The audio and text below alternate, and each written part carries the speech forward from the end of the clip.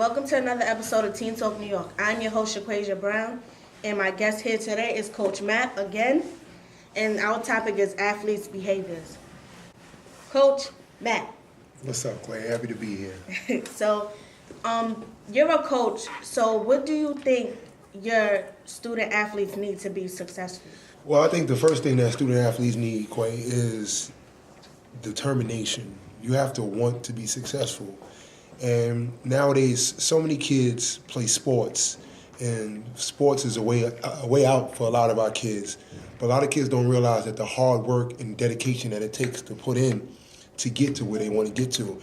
A lot of our kids, a lot of our student athletes feel like they can just do the bare minimum and that'll get them somewhere. And with so many kids trying to do the same thing, you have to want to be better than everyone else. I agree, because not all athletes feel like they should be able to work hard to be able to get where they need to go. Yeah, absolutely, absolutely.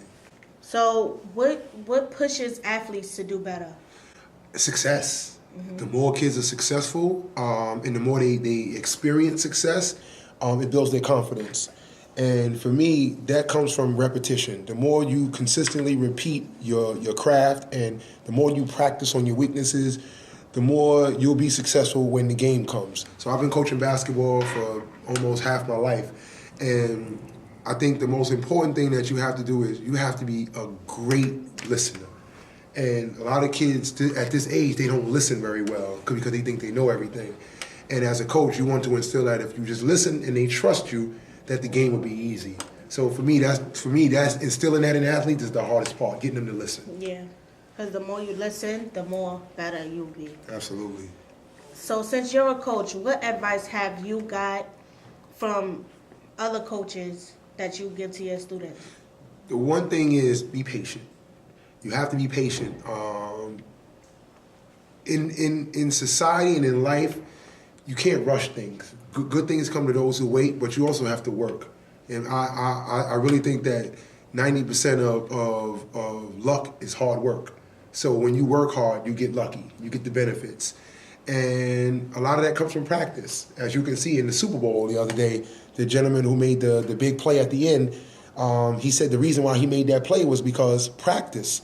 And he messed up in practice. So he learned from practice, and in the game, he saw that same play, and he made the play. So now he's a hero. Yeah. So hopefully a lot of athletes saw that and watched the interview and can take a lot from that. So being patient as a coach, as a teacher, realizing that all kids don't learn the same, and it's a lot being a coach. So it's a lot. So if all students don't learn the same, what are changes that you can make so they could?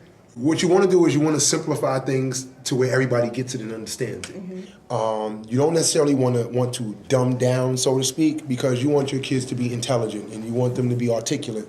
But you also want to give it to them where they can understand it. So, for example, if I give the kids a play, I would draw the play up on the board. Mm-hmm. But for the kids who are not good visual learners, I would let them go through the play, let them run it on their own. But also, that's not enough. Some kids have to have their own notebook because now they need to study the plays themselves. Yeah. So there's different ways to learn, and as a coach, you got to realize how to reach every player. And I think the great coaches learn how to reach every player. I'm not going to consider myself a great coach yet because a great coach comes from being successful, and they judge you on wins. Yeah. And they also judge you on graduation rates. So I'm proud that my girls are, doing what they got to do in school, and I want to win. So until I start winning on a consistent level and win championships, I don't consider myself a great coach. Yeah. If you could go back in time, what would you do differently as an athlete? That's a tough question. I think the one thing that I would do as an athlete that I know now as an adult mm-hmm. is I would eat better. I would really focus on nutrition, really focus on my body. And even though I trained and I worked hard in the weight room, I didn't get the proper rest that I needed to. I didn't eat the healthy foods that I needed to. And now being a coach and looking at what led to my demise was injuries. And a lot of injuries had to deal with, doing yoga and being more flexible and stretching and doing water exercises. Mm-hmm. So for all you young kids out there who want to be an athlete, it takes so much more for you to be an athlete just in putting the ball in the hole or throwing a football. You have to work on the total body and the mind of an athlete. I would also encourage all of you student athletes to be much more studious in learning the game and being more fundamentally sound. So I know I said a lot in terms of what I could change, but I'm kind of happy with what sports has given me in my life. So. Okay. So we'll be back, and Matt will ask some questions when we come back. It's harder whenever there's a bigger group.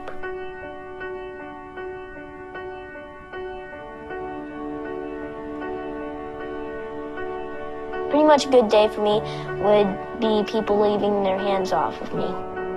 I'm always called names. Everywhere that I go, there's always someone calling me names, calling me gay. I've been choked, thrown up against the wall, punched. Nobody's ever tried to help me.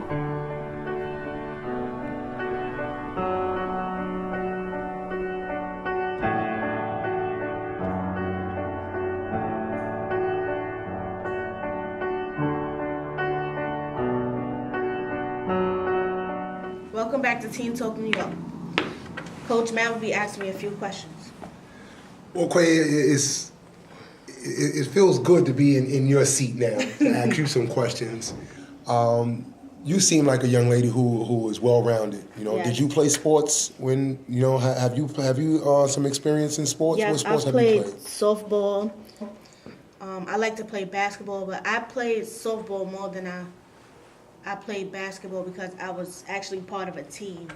But when I play basketball, I'm not playing with a team. I'm actually playing by myself or with a couple friends. So what did you find because I think as a coach, the hardest thing that I find dealing with young girls and coaching girls basketball is the dedication part, getting the girls to come to practice and being on time. Did you find that those are some of the problems that you faced with your team, or? Yes, we faced a lot of problems actually because everybody was doing their own thing or didn't really know what they wanted to do. So they was actually, somebody might be into music or somebody might be playing basketball too and trying to play softball and it didn't work out. So yeah, we had those. So to flip the switch, what advice would you give your peers and your fellow comrades and classmates to tell them to succeed in life? What do they need to do to be a part of a team? What does it take, in your opinion? I think to be a part of a team, you need to be patient and understanding because without that, you're not going to be a team and it's going to be hard for y'all to work together. Thank you for that. You're pretty good at answering questions. Thank you. So that was today's episode. This is Coach Matt, Quayy, we out. Peace.